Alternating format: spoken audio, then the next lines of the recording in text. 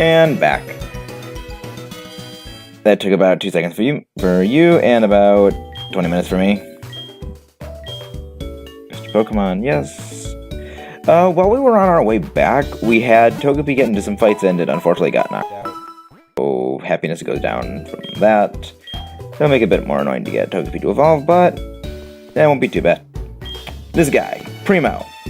Hello, I should be a familiar face to every Pokemon fan. I am from the TV show. The Show Me Show. I am Primo, the big brother. Today, will you, one of my fans, tell me what you think of me? This guy's name is Primo. He will give you he'll give you 3 Pokemon, depending on what code you put in. The code is random depending on your trainer ID number, which is, you find it in here. It says ID number on your trainer card. It says what your ID number is. There's an online generator that figures out what the password is that you're supposed to tell him. He will give you 3 different there are 3 Pokemon you can get from this. One of them being Slugma. This is your only way. The other 2 Pokemon you can get are Wooper and Mareep. You get them as, I believe, an egg, which hatch at level 1, like Togepi. But because we've already gone over Wooper and Mareep, and those can also be caught right outside here, I don't think they're as worth it. But Slugma is a bit of a special case. You can only get Slugma this way until you beat the game, or unless you are using the Pokewalker. Slugma itself doesn't perform particularly well. If you did pick up Cyndaquil, this is really your only other option for a strong fire type, and I use strong in air quotes for the time being. There's going to be another fire type that we're going to get, not soon. It's not terribly long, but it's a bit of a time away from here. And while fire is good against the next gym, Onix, even Geodude and other rock type actually do better because they're useful beyond gym. After that, really, Slugma won't be too good. It's very weird in that it's very slow, has high special attack, and kind of bad everything else. It can use Ember a lot stronger than Cyndaquil can, but if you pick Cyndaquil, you probably already have evolved it to a Quilava, where it's also going to be hitting harder and faster with better defense. We're also seeing that level of evolution. It evolves into Macargo at level 38. That is a long ways away. Do I think it is worth it to raise a Slugma that level? Oh god, no. It is not.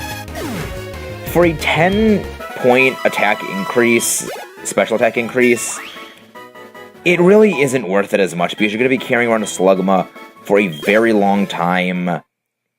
It doesn't do much damage. With it has a lot of physical moves. It's really just going to be using Ember, or it gets an Ember, which is a special rock move, but it gets to level 26, which isn't going to be useful for a long time. Macargo is really just a weird Pokemon that its level of evolution is so high, it's not useful because its stats aren't good. If it evolved at something like level 18, or heck, even in the 20s, I'd say go for it. It has 80 in most stats and 120 in defense. With Rock Fire type, that's not terrible. That's some pretty good defense. But because you have to be at level 38 to get it, we're going to be a substantial portion of the way game. Pretty much that level, that is going to be near the end of the game, just for reference. And you're going to be carrying a Slugma through the entire game, basically. It isn't worth it when there is another fire type we're going to be getting, not soon afterwards, but it's in 2 or 3 towns. And there's other options that you can use instead of Slugma. I wouldn't go for it unless you have a particular attraction to liking Slugma, but, it's something you can only get from this way or the Pokewalker. The other Pokemon that you can get in Violet City is Onix. This, however, is a trade. You have to trade a Bellsprout for it. You can catch Onix yourself in a cave coming up, but you have to be at the end of this route to get it. And you can get it in Violet City by just trading a Bellsprout for it. It's always holding a Persian Berry, which we got from Wade. a while back, so there is that. It also has a set hasty nature, I believe is what it is. Not exactly sure what that boosts. But as for Onyx itself, it is a fantastic physical defender. Higher than even that of Golem, with the same type combination of ground rock, it can bulk out physical hits pretty well. It also doesn't have that bad attack for what it is, being an unevolved Pokemon, and its special defense, I believe, is on par with that of Graveler. So you have, from the get-go, a higher defense, around equivalent physical defense, special defense Pokemon to Graveler. The only consequence really being it doesn't have a high attack stat. It's a 45 base attack. It's not going to be doing that much damage. If you can tough it out, it is good against the first, second, and third gyms. I really should have mentioned it before we did Falconer's gym, but Falconer really isn't that difficult. You're going to be higher leveled to beat him as is. So, I really didn't feel it was necessary to go over it. However, if you can get past a few gyms, get to a few remaining towns, and you have a Butterfree in your party, you have the ability to get the Metal Coat. Compound is easier to get, and if you have an Onyx and you get the Metal Coat, if you have the ability to Trade Evolve, you can equip the Metal Coat, trade it to your other game, trade it back, and you are giving yourself a Steelix. Incredibly high defense. You're going to see you're not going to see anything touch its defense, with the exception of one Pokemon, but because that one Pokemon's whole gimmick is its defense, and also has terrible attack, there's nothing on your team, or you'll be seeing in actual usage, that comes close in terms of its defense. Steelix also has not bad physical attack. It's a physical attack on par with that of Quagsire. So an Earthquake from a Quagsire and an Earthquake from a Steelix are on par with each other. And while that does sound good, it doesn't learn Earthquake leveling up. It can learn Dig by TM, which you're going to be able to get much sooner than, say, Quagsire or Wooper would be able to learn, which is a plus. So it's really kind of, do you want a better move from level up that you won't have to use the TM for the Earthquake, which you won't get until pretty late in the game, on a Pokemon like Wooper? Or would you rather wait, get Steelix, get an Onyx, wait a bit to get a Steelix,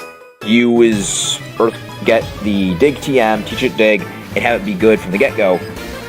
Or have something that can do more damage overall and has less weaknesses? It's a pretty good trade-off, and both have their merits. Steelix, I would say, is pretty good. It has that gargantuan defense. It can take hits. It also has access to some pretty strange moves, such as Rock Polish, which really boosts its defense. Its defense, speed. Jeez, doesn't even boost its defense even higher. Rock Polish will, I believe, double its speed, and considering it has a not terrible attack stat, it can actually, if it gets going, a Runaway Steelix can really put a dent in some opponent teams. And also with the defensive abilities of the Steel typing, it can take hits pretty well. It does have a fair number of weaknesses, but if you can use a Steelix, get it at those good moves, it can do a lot of damage. And I haven't used one. It can do pretty good damage. Just know that Sturdy is not a good ability that we all know and love it as. So you'd probably want to go with Rockhead. It does benefit from Rockhead having some of those recoil moves. But, both Quagsire and Steelix are pretty good ground types, but if you're going for just an immediate useful Pokemon, I go Steelix. Only if you can trade, but it is pretty good.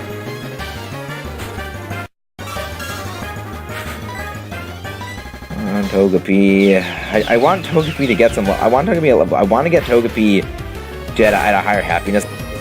We want to use Togetic. But I know it's kind of ignoring Togekiss. I want Togetic to be good. Togetic is what we should only be looking at right now. And Togetic does have some good matchups coming up. I do agree with I kind of do wish it didn't have its normal typing right now, because I am a big believer in normal flying types being just kind of a clunky typing that it doesn't do well. Normal flying, especially on Togepi, does not do well. It doesn't really benefit from any normal type moves that you would want to be using on it. There's not many normal special attacks, and it just doesn't do well with that normal typing.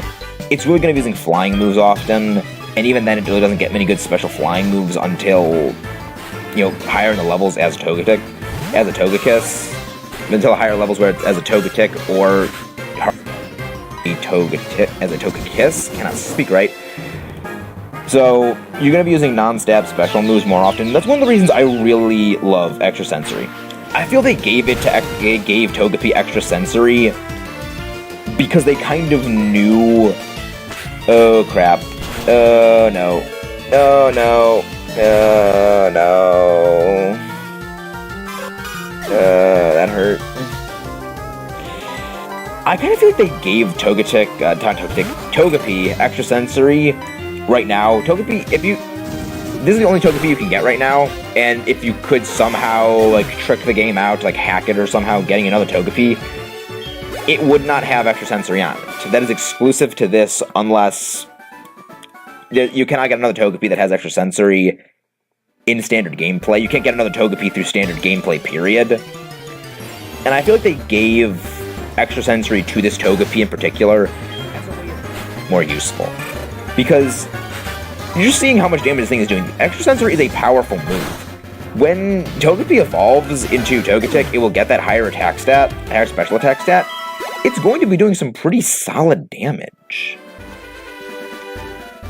It's a very useful Pokemon, and I really like it. I'm so glad they gave it Extra Sensory.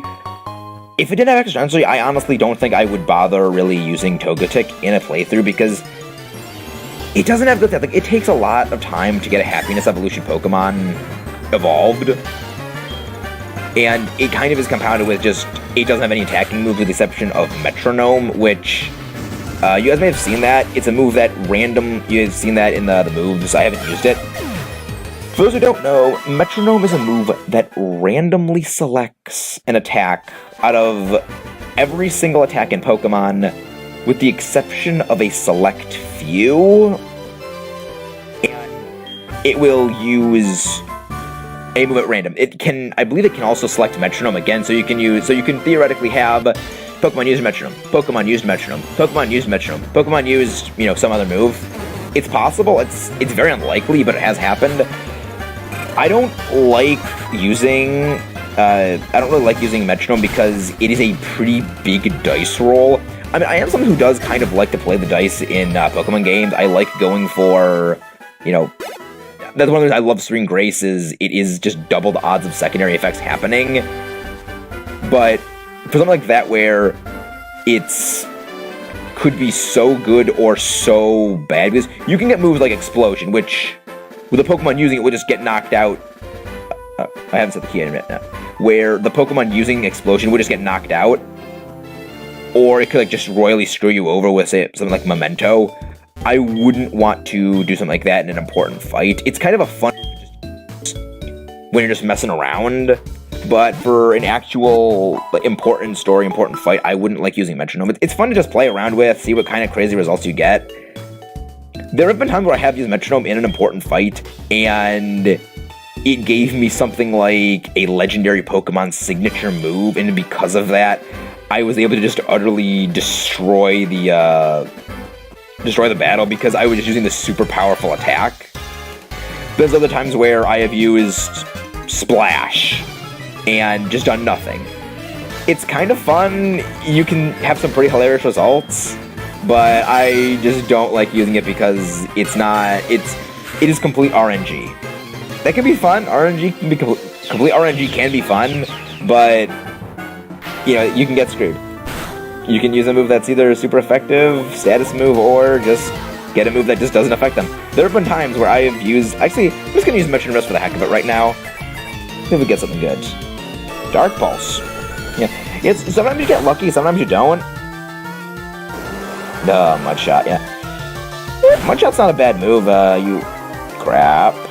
Oh, Speed, right.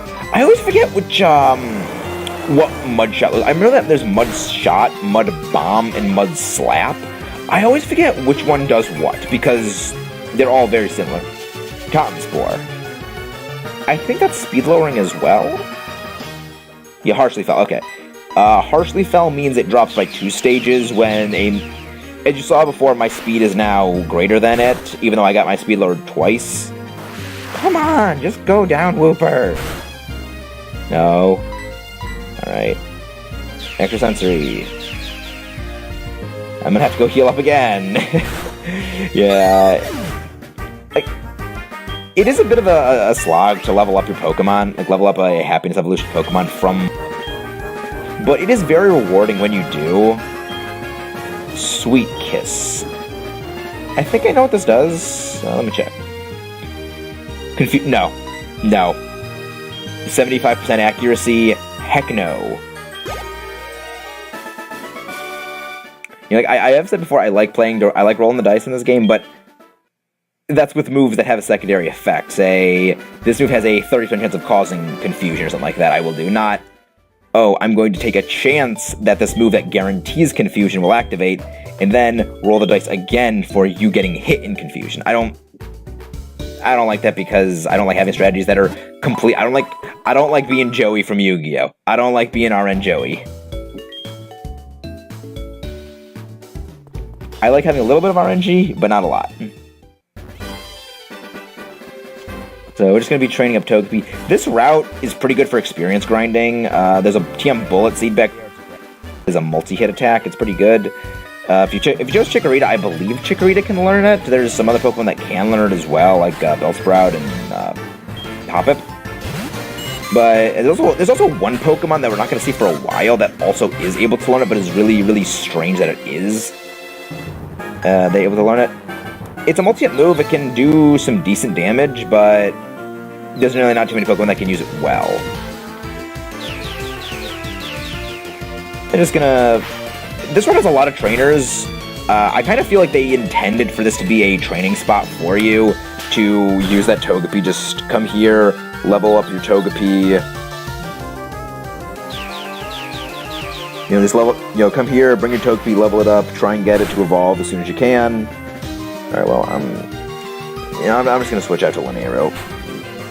Yeah, like, I know I want to use Togepi because it really isn't leveled up now, but and I know I probably could just use Extensor there and it would have been fine, but I'm worried. I had Togepi faint twice on the way back to Violet City because of some unlucky criticals. And I'd rather not have it get knocked out more, because I don't want Happiness to keep dropping, which will in turn make it long before I can get a Togetic, because I want to use Togetic. I don't want to have just Togepi be Togepi for a long time, not be used as a Togetic, and then just, when we eventually get Togekiss, it'll just, oh, Togepi was, now it's in the party at all for the entire game, and now it's just Togekiss comes in and wrecks everything. Alright, so these are a lot of trainers. There's a lot of fishermen. One of these guys, I believe, is the generic person who has 6 Magikarp person. That'll be fun. Why are you using... This is one of those moves I never got. Water Sport is a move that weakens the power of fire moves. It cuts it in half for 5 turns. It is learned by almost exclusively water types. It's like there's another move similar to it, Mud Sport, that does the same with electric type attacks, but it's learned by almost exclusively ground types. Yeah, there are water types that do learn it, but they're ground water types, or water ground types. It's like, it's kind of one of the most redundant moves, because it's not like Pokemon that benefit from them learn them. It would make sense if grass or bug types could learn Water Sport, or if, water types could learn Mud Sport, but not many do, and the ones that do have grass or water as a subtyping. So, it's weird. There's a lot of Pokemon moves that just I don't get why they even exist. Either they're just, oh, this is just a clone of this other move. I kind of always like the way Hypnosis looks on Poliwag, even if Poliwag's eyes look a bit weird. It's got one eye that's, much bigger. Look at it as a lazy eye. Or just like one pupil's a little bit bigger and one's small. It looks weird to me.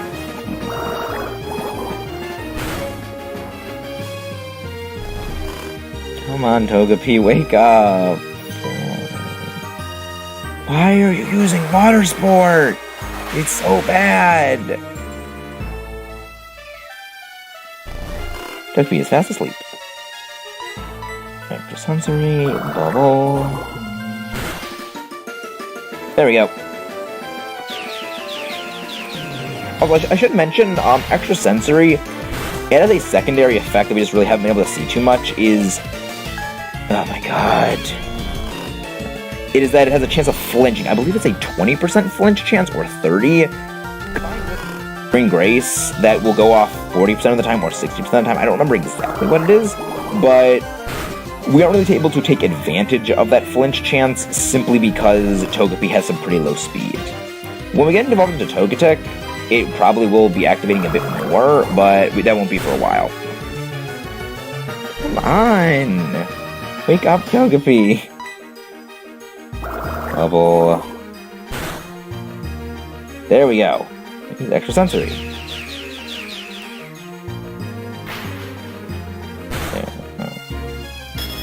I was gonna say, if that thing held on with a sliver of HP. Sherman Henry. Splash? Alright, yeah, that was all of them. That was the last guy. Next we have... So we're gonna go back down here. What is that? Oh, the volume of the music does change. The volume of the route itself is lowered when you get close to the water. I didn't notice that. You might be thinking, why is there a Pokemon Center right here? I probably should have mentioned this before. You can't... there's no quick travel place here. This is just basically a waypoint because of how long that route is. Again, I feel that this is kind of meant to be where you're supposed to train. Because coming up, we have a cave. Really, I call these places dungeons because we have a cave coming up soon, and dungeon is kind of the generic umbrella term for all of them. Of course. You can see right there off to the left of me, that badge. It's from Violet City. You beat Falconer? No, I beat some other bird guy. Of course I got it. Of course I got it from Falconer. Birdkeeper Peter sent out Pidgey. I don't get this. Why this guy has like level 6s and he's on a relic? Like, you're seeing how Togepi's speed is pretty low. We're almost double its level, and it's Togepi has like pretty low speed, but it makes up for that with its good bulk. You know, when it gets a Togetic, you're going to be seeing how bulky this thing gets.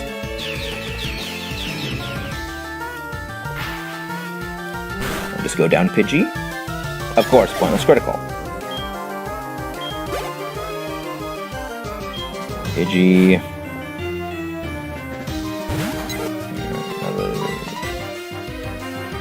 Alright, I'm fast in this one. Maybe the last one was a speed tie? Don't know. Okay, Sand Attack again. I mean, I don't really think accuracy, like evasion stuff, is broken. Like, look at this. They Sand Attack on me twice. It's not doing anything to me. I don't get what people's problem is with accuracy stuff like that.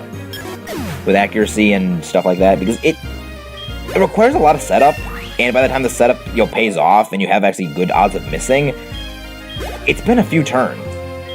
But, there's really a lot of cost to using them. We got a Spearow. Peck. Okay, there we go. And there I miss. Okay, I think I'm probably going to switch out now. Because the Spearow has a pretty decent attack stat. Lenniru. Yeah. Lenniru's not going to be... Well, to be fair, almost none of them are... Neither of these two are really going to be useful in the coming area because a lot of rock and ground types, and electric isn't good against ground. It's unaffected. Ground is actually unaffected by electric. And there's also a number of fire types, rock types, and rock types are resistant to fire. Makes sense.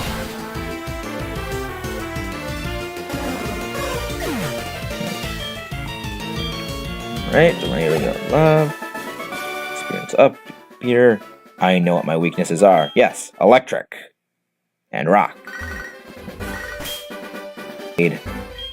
How are ya? Final kinds of berries? Yeah. Yeah, Wade calls a lot. He has a lot of berries they can find.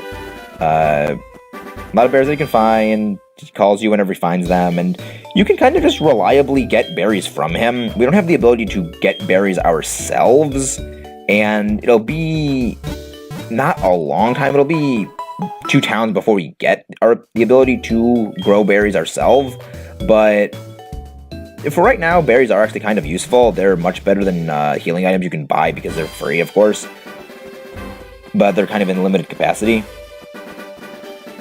Oh, we got ourselves out Tier 2. This is Union Cave. We made it through Route 32, got down to the Union Cave, and hatched our little Togepi. It's glowing with health. I think that right now might be a good time to end off because we have a dungeon coming up and a lot of stuff here, and I would rather just have one giant sweep of the Union Cave all at once. See you guys next time when we continue into the Union Cave.